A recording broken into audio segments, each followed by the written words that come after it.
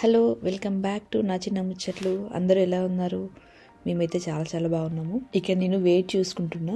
నా ఎవ్రీడే రొటీన్లో ఇది ఒక పార్ట్ లాగా పెట్టుకుంటా. కంపల్సరీగా రోజు కానీ అట్లీస్ట్ వీక్లో 3 to 4 టైమ్స్ వెయిట్ చెక్ చేసుకుంటా.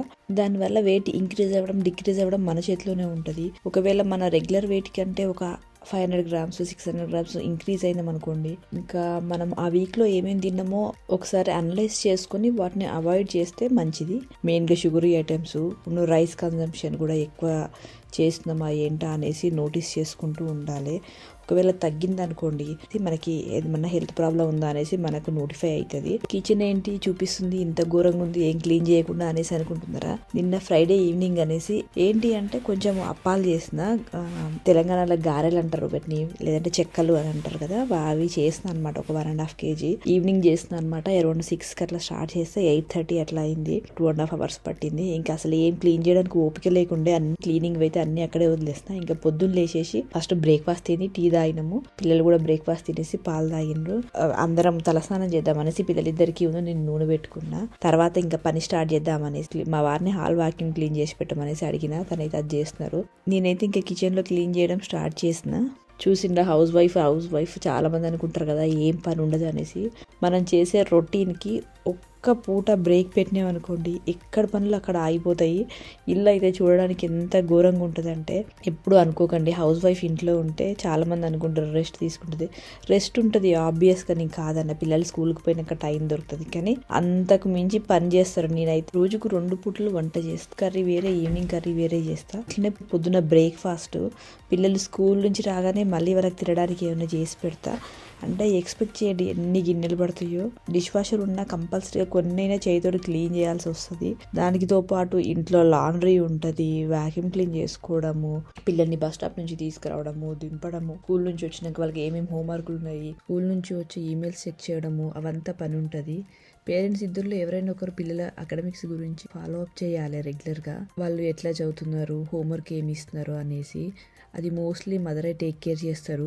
స్టేయింగ్ ఎట్ హోమ్ మామ్ అయినా, వర్కింగ్ మామ్ అయినా మోస్ట్లీ మదరే రెస్పాన్సిబిలిటీ తీసుకుంటుంది.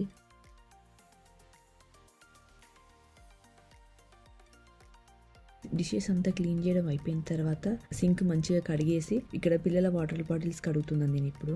నేనైతే పిల్లల వాటర్ బాటిల్స్ రోజు సోప్ వేసి క్లీన్ చేస్తా. ఎందుకంటే వాళ్ళు లంచ్ బాక్స్ లో రోజు కర్రీ అన్నంతో పాటు ఎగ్ కూడా తింటారు, మళ్ళీ వాటర్ బాటిల్స్ నోట్లో పెట్టుకొని తాగుతారు. అందుకే రోజు సోప్ తో క్లీన్ చేస్తా. ఏమన్నా ఎగ్ స్మెల్, నీసు వాసన లాగా ఏమన్నా వస్తే అంతా పోవడానికి.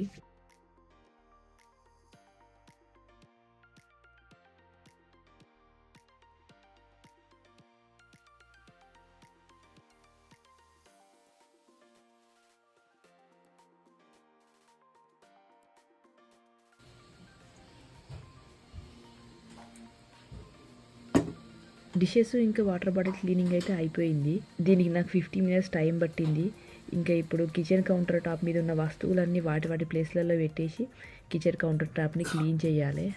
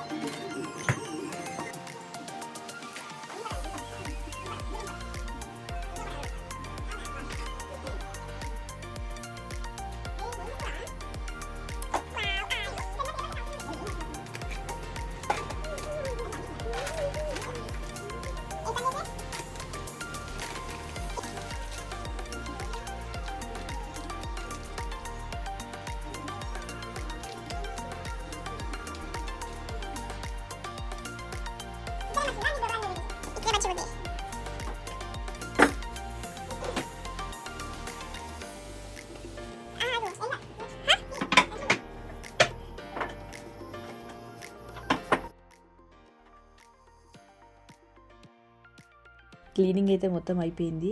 వీడియో రికార్డింగ్ క్రెడిట్ అయితే మా అమ్మాయికి పోతుంది. తను ఓపిక్గా రికార్డ్ ఎప్పుడు చేయమన్నప్పుడు ఈ రోజు ఓపిక్గా తను రికార్డ్ చేసింది. Thank you so much. మీకు కనుక ఈ వీడియో నచ్చినట్టయితే లైక్ చేయండి, షేర్ చేయండి, సబ్స్క్రైబ్ టు నా చిన్న ముచ్చట్లు. ఇంకొక వీడియోతో కలుద్దాం. అంతవరకు బాయ్ బాయ్.